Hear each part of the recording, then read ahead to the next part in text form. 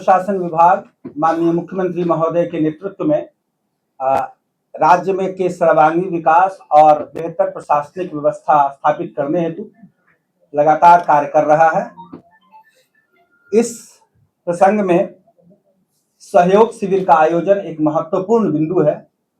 पूर्व में भी बहुत सारे कार्यक्रम शिकायत निवारण के लागू किए गए हैं, परंतु माननीय मुख्यमंत्री की जो यह सोच है सहयोग शिविर के मामले में, वह क्रांतिकारी कदम है। और आप खुद यह अनुभव कर रहे होंगे कि समस्याओं का बड़े पैमाने पर निस्तार 2 से ढाई महीने में हुआ है।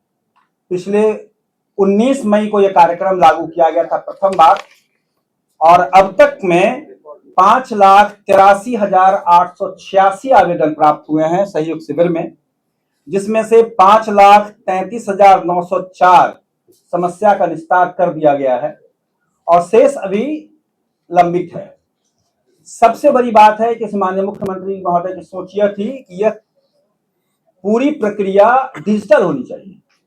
आपको जानकर यह हैरानी होगी कि कंप्यूटर द्वारा ही स्पष्टीकरण निर्गत हो रहा है खुद से, कोई पदाधिकारी उसको नहीं रोक रहा है। 10 दिन पे, 20 दिन पे, 25 दिन पे कंप्यूटर स्वयं स्पष्टीकरण निर्गत करता है और पदाधिकारी को कंप्यूटर पर ही अपना जवाब देना पड़ता है ना। तो ये बहुत बड़ी बात है। और अब तक सिर्फ कारण परीक्षा, द्वितीय कारण परीक्षा 4479 पे हुई है और कारण परीक्षा 26 से 30 दिन में 15 हुआ है। किसी पदाधिकारी पर तक कार्रवाई नहीं करनी पड़ी है 5,83,866 संख्या के विरुद्ध। ये एक बहुत बड़ा कदम है। इसके अतिरिक्त सामान्य प्रशासन विभाग ISO सर्टिफाइड विभाग है अब, है ना, जो आप जानते हैं ISO सर्टिफिकेशन सभी कार्य प्रणाली के आधार पर दिया जाता है।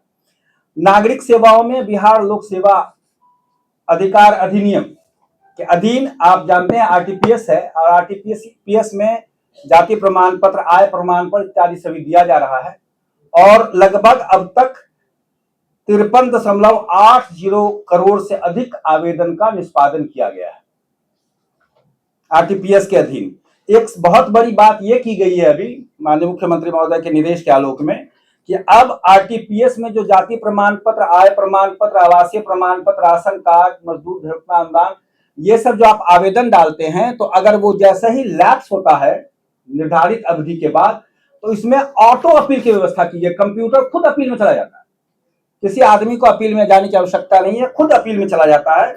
और आपको जानकर ये बहुत प्रसन्नता होगी कि 23/6/26 को हम लोग प्रारंभ किया गया है ऑटो अपील की, और 6,934 आवेदन खुद से जनरेट हुए हैं ऑटो अपील में, उसमें से 5503 का निस्तार हो गया।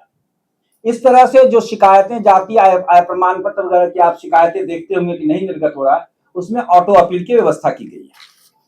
ई सेवाओं का विस्तार अब सामान्य प्रशासन विभाग ने पंचायतों तक कर दिया है।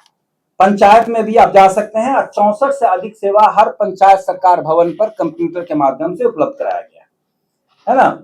और शिकायत निवारण के लिए लोक शिकायत निवारण अधिनियम पूर्व से गठित है, जिसमें हमारे हर प्रमंडल में, अवर प्रमंडल में एक लोक शिकायत निवारण पदाधिकारी हैं और जिले में लोक शिकायत निवारण पदाधिकारी हैं।